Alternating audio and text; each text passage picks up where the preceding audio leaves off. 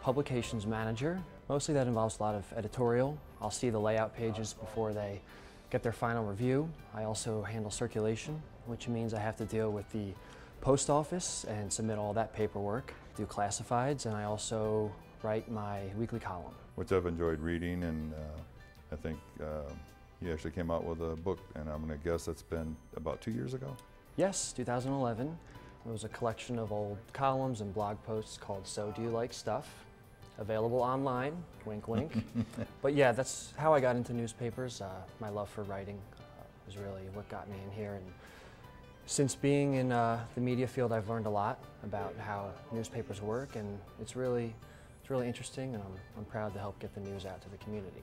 Being the hometown newspaper, as opposed to maybe a major metropolitan type publication, what do you like most about that in terms of what it offers for the community? We all know, the economy and how that's affected daily newspapers, but I still think that we fall into that niche of news that you can't really get anywhere else. We are online, which is great, but as far as getting that print copy every week, that's what I really like, keeping it local and keeping people informed about what's going on next door rather than nationwide. I think is still really important in this day and age. And it kind of, being in the weekly format, and I mean, when we're updated constantly through Twitter, through Facebook, through the online, as you mentioned. But what the weekly gives you is kind of a chronicle of what has occurred in the past week. Yeah, and that's where I think we've done a really good job of marrying the print and online, because you have a council meeting on a Tuesday. It may be a little late for print, but we can get it online, and then the print copy ends up being kind of a recap of what happens during the week. So I think we've done a really good job of marrying those two entities. I would think, it helps me personally sometimes, is because we get these little snippets on an hourly or a few times a day basis, and then when you actually go back and read about it, the last 7 days, if you will, it kind of pulls everything together. I think that's what's helpful for me when I'm looking at your paper. I agree. I think we live in this age of you only have to read the headline anymore. Like you mentioned, Twitter, where you kind of feel like you have an idea of what's going on just by reading this blurb. But like you said, you get the paper and you can read the details and really delve into the issues, get everyone's opinion, and find out what really happened. And plus the publication, again, being the city's newspaper, it's more local news. I mean, it's events, it's things that maybe you notice on a street corner and you wondered about, and then you read about it. Maybe it's a new business, or so. I think that would be lost in a standard newspaper type. I agree, and the good part about that is we always kind of put it on our readers too.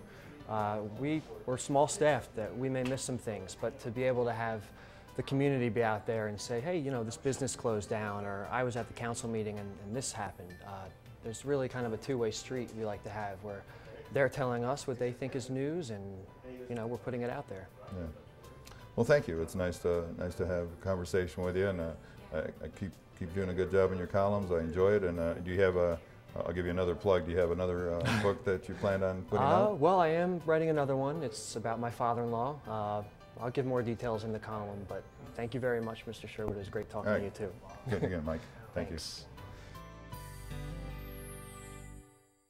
You'll see Mike Kenny's column on page 7 every week, right across from the letters to the editor. Earlier, Bill, you talked about the changes in the news business. Over the years, who are your readers today, and what are they looking for? Well, Gary, yeah, there has been a lot of changes, but the interest still is pretty much in the same area. Our readers tend to be the active folks in the community, the people that vote. So city government is always right at the top of that. Public safety, police and fire, community events. One of the features we do have every week in the newspaper is the Thunderbolt of the Week, which is where we highlight an airman from Luke Air Force Base. Just give them kind of a background bio on who they really are and what they do. And let's talk a little bit more about the content of the Glendale Star. I just mentioned the editorial page, which is a very popular forum. What's the process if you would like to get a letter to the editor published? A couple different ways. You can go to our website. There's a way to submit a letter to the editor there. You can email them directly to myself or my editor, or you can drop them in the mail. Either way. You can even fax them to us if you'd like. We get a lot of activity that way. We try to keep them to 300 words or less.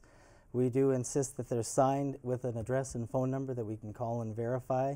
And all letters must run with a name. I know we get a lot of requests, I'd like to run a letter, but I'd like my name withheld. My rule is if you're entitled to that forum and you're entitled to your opinion, but you have to put your name to it. A lot of times folks will say, well, then I'd just rather not, and that's fine. But I think it's important that you take responsibility to an opinion you offer. I agree. Tell me a little bit more about the day the paper goes to press. It's probably a rewarding day after all the work that goes into production. It is, and as fast as it goes, you've done this for a whole week. You've spent sometimes many nights working on a story or covering a meeting or what have you, and within about 30 to 45 minutes, everything is off the press and done. And when it goes out the door for delivery, it's a good feeling, and you catch your breath for a moment, and then next morning you start it all over. Right back at it again. Right. Have you ever held production for a story or stopped the presses? We have, as a number. In fact, there are a number of times we have, and just about 2 weeks ago we did. We had to get something in for the city regarding the budget. We were literally on the press, and I stopped it at that point, and we kind of contacted one another and got some information, got something plugged in, and started back up. We're off and rolling again. So not so much for mistakes, what have you, but something that's updated, some new information we've come along. And how can our viewers get the Glendale Star? It's easy. Again, you can go to our website, glendalestar.com. You can do everything from that site. You can call our offices. We'll be happy to put you on for as long as you'd like. We also have various newsstands, again, both at the chamber and throughout the city, where you can pick one up, and all the information is listed right there. Well, thank you, Bill. We've learned a lot about the publishing world today, and I appreciate you taking the time out of a busy week to join me today. I hope you enjoyed getting a behind-the-scenes look at the operations at the Glendale Store. Before I end the program, I want to put a plug in for the Glendale's boards and commissions. We are currently looking for people to volunteer, and I'd like to encourage anyone who's had some time and an interest to consider applying. The 17 citizen advisory groups research, study, and discuss issues with both short and long-term implications, and then forward their recommendations to the City Council. If you're interested, please visit glendaleaz.com or call 623-930-2249 for more information. I hope you enjoyed the program today. See you next time on Glendale Today.